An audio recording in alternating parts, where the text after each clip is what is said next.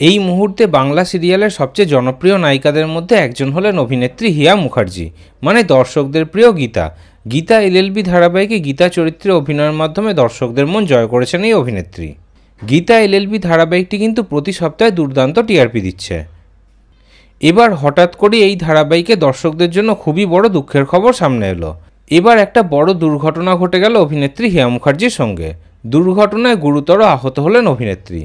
সম্প্রতি স্টার জলসা পরিবার অ্যাওয়ার্ডে শুটিং করছিলেন অভিনেত্রী হিয়া মুখার্জি।